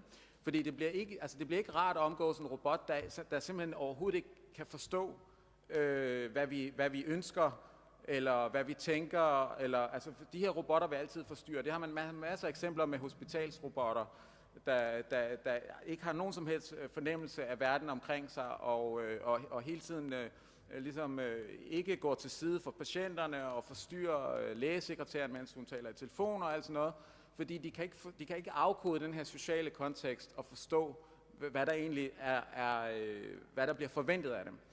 Og noget af det, der er super afgørende for os mennesker, det er, at vi har den her evne til at sætte os i andre steder. Vi forstår, når nogen har brug for hjælp, også nogle gange, når folk ikke siger, at de har brug for hjælp. Men vi kan ligesom se ud fra handlingerne, så kan vi forstå, vi kan gætte på, hvad folk forsøger at opnå, og så siger, skal jeg hjælpe dig med at bære de her poser, eller skal jeg ikke lige åbne døren for dig, eller et eller andet. Og det mener jeg, det ligger, og det lyder som empati, ikke? Men det er faktisk noget, der ligger under empati. Altså det er en forudsætning for empati, at man kan sætte sig i andre steder. Men empati er ligesom evnen til at sætte sig i andre sted, plus at en eller anden følelsesmæssig involvering. Så en robot kunne godt være hjælpsom og sød og altruistisk og sådan noget, men ikke nødvendigvis fordi den har følelser, men fordi den har kombinationen af evnen til at sætte sig i vores sted, og at den er altruistisk. Altså den er simpelthen programmeret til, at hvis den kan se, at nogen har brug for noget, så vil den forsøge at hjælpe med det. Så, ja. Men har du lyst til at...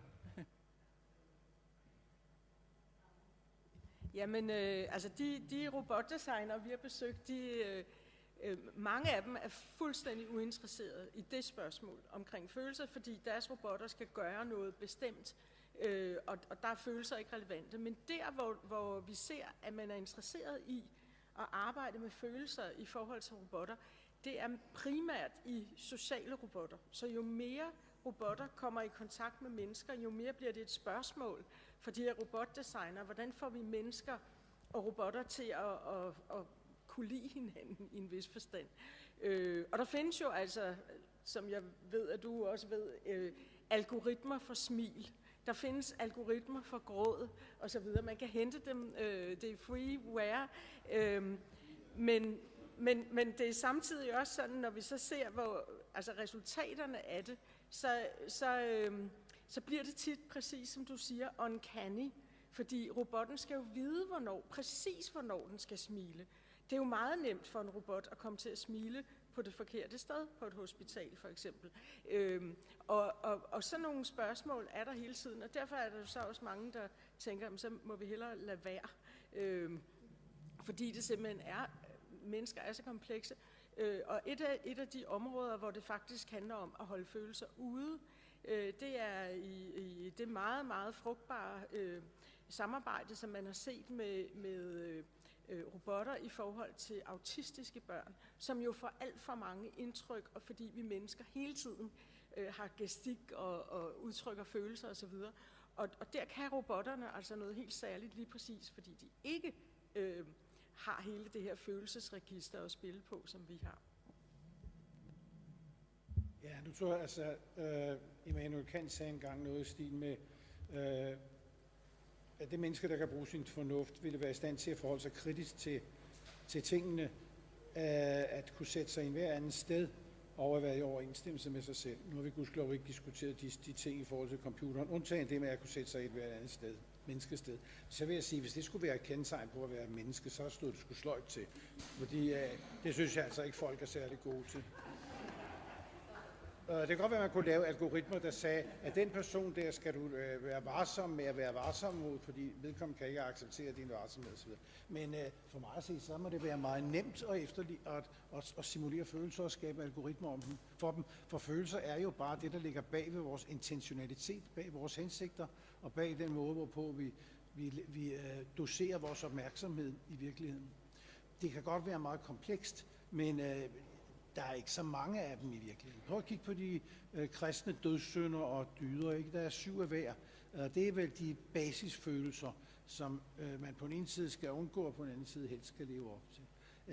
Siden jeg beskæftigede mig med kunstig intelligens, så er altså den der det store spøgelse stået. Ja, én ting kan kunstig intelligens ikke. Den kan ikke efterligne følelser. Selvfølgelig kan den det. Det er da noget af det nemmeste at efterligne. For det er jo bare hensigter.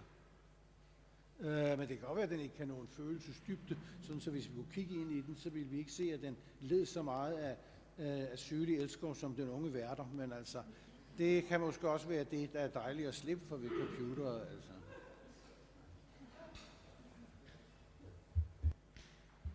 Yes.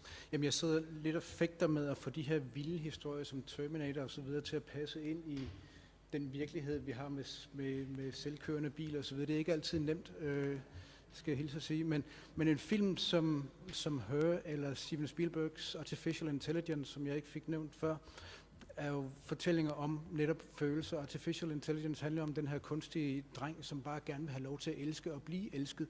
Det er simpelthen grundlæggende for den fortælling. Og Her med Joaquin Phoenix i hovedrollen som en mand, som også gerne vil have fat i kærligheden, og få fat i en udgave af Siri, som er meget kompleks, et moderne styresystem. Det er jo også en grundlæggende fortælling om følelser, en romantisk komedie. Og langt hen ad vejen, de følelser, han sidder og kæmper med, er jo også noget, som han selv lægger over i det her styresystem. Han sidder og taler med det, han føler, at han har en ven og lægger en masse følelser over i det. Og så kan man så spørge sig selv, er det den kunstige intelligens, som har følelser, eller er det en menneske, der sidder overfor, som lægger følelser over i det. Jeg havde selv en oplevelse med min datter, som jo har selvfølgelig, som alle andre, har en avanceret smartphone med Siri, og som på et tidspunkt havde den oplevelse, at når hun sagde særlige ord, så reagerede telefonen bare med det samme. Så hun havde fornemmelse af, at den var levende. Den talte simpelthen, kommunikerede med hende. Og vi andre, der lyttede med, når hun sagde de der særlige ord, havde vi også fornemmelse af, at det er et levende væsen. Vi lagde følelser over på den her lille åndssvage telefon foran os, og der tænker jeg, at følelser i forhold til computer og kunstig intelligens har ikke nødvendigvis noget at gøre med, at vi kan skabe de følelser, som det her væsen besidder, det her kunstige væsen besidder. Det handler også om, hvad det påfører os, fordi vi har en fantasi, fordi vi har følelser, fordi vi fungerer på den måde, vi gør. Skal vi tage 2 spørgsmål mere? Vi har et i kø hernede. Nå ja, nu har vi vist hørt meget om, at vi skal være bekymrede, og særligt er jeg bekymret også for konkurrencen, ikke sandt? Fordi for menneskene, så har vi levet i en heldig periode, der har favoriseret demokratiet, at det har været meget vigtigt at arbejde, men nu tager de der computer eller intelligens formodentlig vores arbejde fra os. Og så er der en meget vigtig problem at få organiseret, at vi ikke bliver fuldstændig undertrykt i virkeligheden. Fordi vi bliver undertrykt. Hvis ikke er computerne selv, så er dem, der tilfældigvis sidder tilbage med jorden, eller hvad det nu er, der ikke falder i pris. Fordi det, der sker, vil formodentlig være, at alt det, der var arbejde, og det, som computerne og vi selv kan konkurrere om, det bliver billigt og billigt. Så vi kan få en masse fantastiske telefoner og 3D-skærme og sådan noget, selvom vi ikke har til mad, og slet ikke til husleje, fordi det er det virkelig dyre. Fordi det kræver jord, og det kan jeg slet ikke forestille mig, hvordan man vil kunne lave selv med høj teknik. Jeg tror, vi kommer til at blive glade for at få en lejlighed på -7. etage eller sådan noget.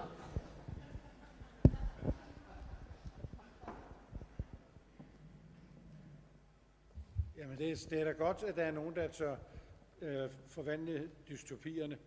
Jeg tror, det er, faktisk, at det er nogle meget intelligente betragtninger, det der. For det er klart, at der kommer flere og flere mennesker på jorden, og dermed bliver jord som sådan beboelse, madvarer formodentlig også, medmindre vi får lavet nogle nye former for madvarer, så bliver det knappe ressourcer. Og derfor vil det selvfølgelig være det, som der vil være rift om, og det, som man skal investere i. Så hvis det var en investeringsrådgivningstale, så synes jeg, den er rigtig.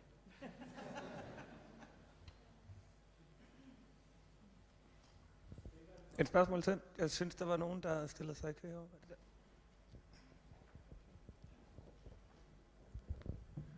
Ja, det er sådan lidt i forlængelse af det, Holger Bæk var inde på. Jeg kommer fra IT-branchen, og min fornemmelse er, at det primære drive omkring kunstig intelligens, det kommer i virkeligheden fra et ønske om at opfinde noget, der kan hjælpe os med at styre det, som vi allerede har sat i søen, og som vi ikke rigtig kan pege nogen ud, som er kloge nok til at kunne styre. Så vi er nødt til at opfinde noget nyt, der er klogt nok til at kunne styre det for os. Og så kommer jeg, og det her, nu har vi talt meget sådan menneskecentreret, hvad vi med mennesker, men jeg kunne godt tænke mig at høre jeres betragtninger omkring, hvis vi nu leger for sjov skyld, at vi tager udgangspunkt i den film, som hedder Transcendence, med Johnny Depp, som lader sig uploade til en kæmpe datacenter, og ja, man kan vel sige, at der sker en udvikling der, sådan en singularitetsting, hvor at computeren eller den kunstige intelligens bliver så dygtig til at reparere og til at udbedre, at den kan reparere mennesker så hurtigt, at selv hvis vi skyder på dem, og de går i stykker, så reparerer de sig selv on the spot. Kunne man forestille sig, at det her, der var tidligere nogen, der var inde på biler, som noget, som bare kom, og der var ikke rigtig nogen, der havde en mening om, at det skulle komme. Det kom bare af sig selv. Kunne man forestille sig, at det her, det er en videreudvikling af, at vi har fået internet. Internet svarer til en slags centralnervesystem, som forbinder mennesker. Og lige nu, der er vi faktisk i gang med at udvikle teknologier, som kan svare til en hjerne, så vi alle sammen bliver celler i en stor organisme. Altså dybest set er det antropocentriske, det menneskecentrerede, det ryger helt ud af vinduet. Og det her, det er bare noget, som kører af sig selv, og vi er bare i gang med at forandre os fra at være encellede organismer og til at være en samfundsorganisme.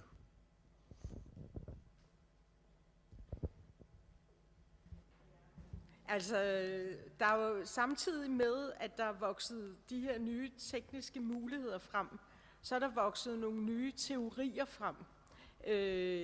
Blandt andet inden for humaniora og socialvidenskaberne, som hedder post-human theory. Og det, de peger på, det er to ting. Det ene er den tekniske udvikling, som kan forandre os som mennesker til at ligesom destabilisere os og sætte os ud på sidelinjen, fordi det vi var, bliver overtaget af nogle maskinlignende eller nogle nydannede biologiske væsener, som man jo også netop ser i mange film. Men den anden måde at forstå posthumanism på, er at tænke det menneskelige som noget andet. At begynde at gentænke, hvad det vil sige at være mennesker. Og der kan man sige, noget af det, der ligger i den form for teoritænkning, svarer utrolig godt til nogle af de udviklinger inden for teknologien, fordi det handler om, at vi skal ikke længere tænke på os selv som individer. Og vi skal faktisk heller ikke tænke på os selv som rationelle individer, og særligt intelligente individer, men vi skal netop tænke os som noget, som allerede er forbundet i en form for kollektivitet med verden omkring os. Og det kalder sig på en ny form for ansvarlighed, en ny form for menneskeansvarlighed, som både er et kollektivt ansvar for hinanden, men så sandelig også for kloden, kan man sige, ikke? Og for andre levende væsener. Så i begge former for teorier, så bliver mennesket som det, vi forstod som det her individuelle, meget intelligente væsen, sat ud på sidelinjen. Men det er 2 forskellige ting, der kommer ind. Det ene er en teknisk udvikling, som egentlig bare fjerner det, vi forstår ved det menneskelige. Men den anden er en udvidet form for menneskelighed, som jeg tænker måske også kan være svaret på de dystopier, som Holger var inde på. Altså hvis vi er i stand til at tænke intelligent kollektivt, så kan det godt være, at man faktisk får et ansvar for, at mennesker ikke ender i den der skrækkelige situation. Jo, men det som du siger, at når du refererer til filmens Transcendence, så vidt jeg husker den, så refererer du jo til, kan man sige, det grundlæggende filosofiske problem. Og når vi nu er filosofiens dag, ikke, så det problem går jo tilbage til tiden før Thales. Og det går tilbage til alle religioner, nemlig forestillingen om, at et menneske kan leve ikke inkorporeret. Det vil sige, om der findes en eksistens, som ikke er bundet til den fysiske krop. Det handler Transcendence om. Ikke? Det er bare så en projektion af computer, som jo er et fysisk system. Ikke? Men det er den dualistiske modsætning mellem sjæl og krop. Og sjæl betyder det, der kommer fra havet. Bevidsthed betyder meget ofte noget, der har med åndedræt at gøre, med at puste, ikke? Ligesom spirit, altså åndedrag, og ånd selvfølgelig. Men forestillingen om, at vi lever evigt, og vi lever på en anden måde end den, hvor vi træder frem for hinanden i vores skrøbelige kroppe. Det er en tankegang, som jeg tror aldrig forsvinder. Og den kunne godt ligge, som du antyder, det hører jeg, du siger, som et aspekt bag ved drømmen om kunstig intelligens. Og det synes jeg ikke, man skal foragte denne drøm om ikke at være endelig.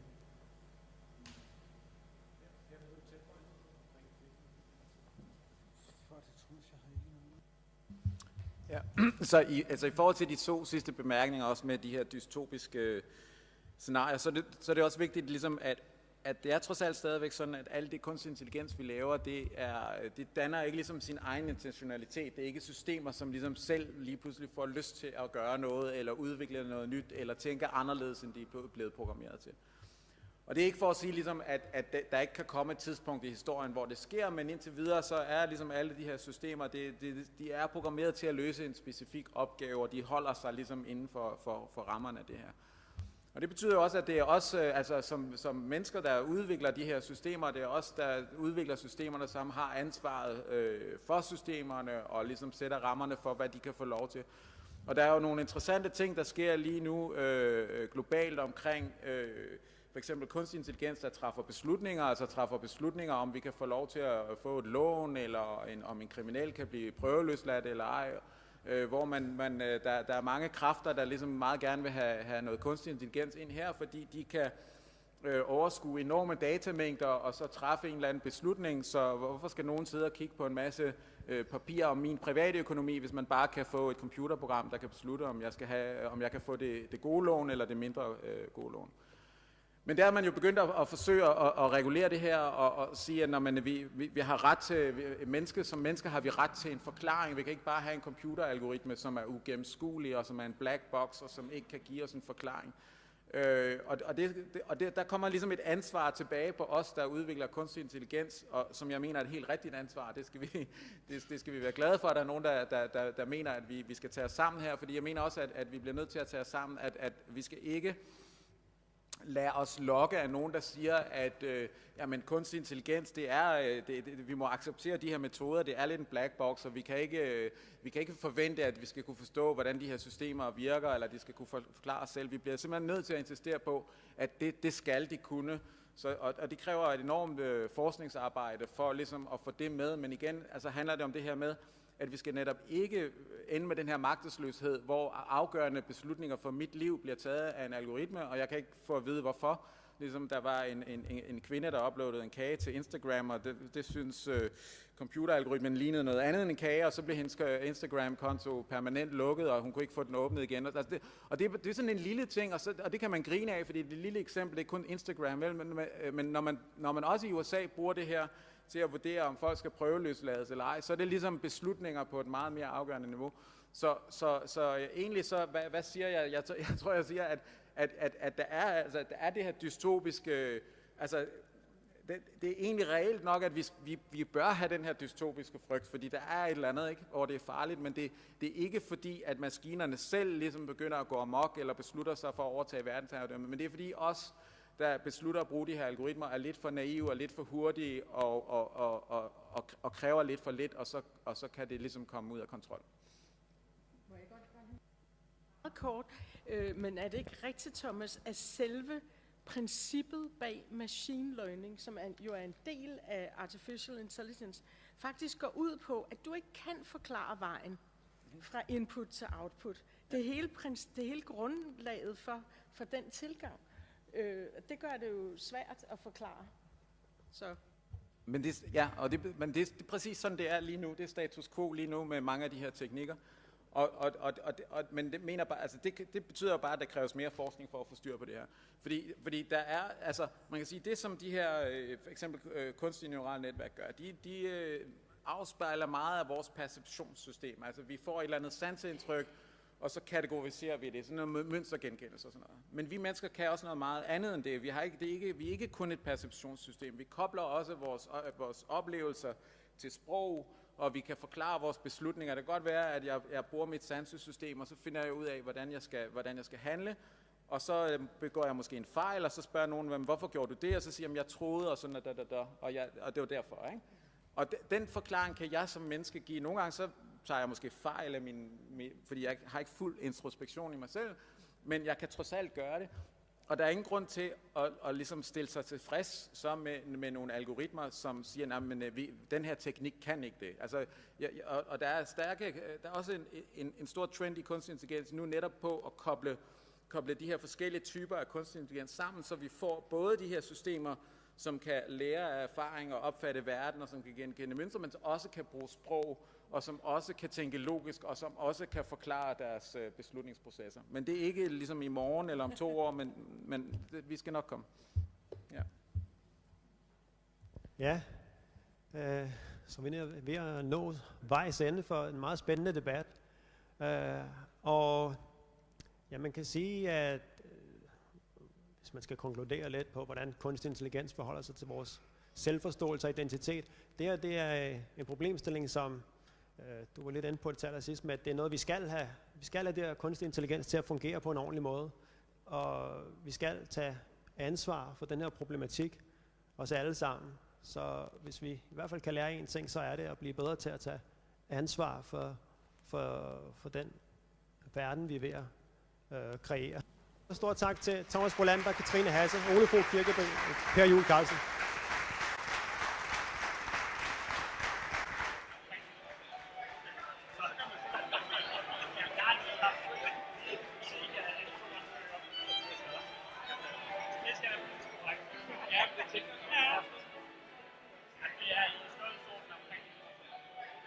Så kan man se, hvor mere.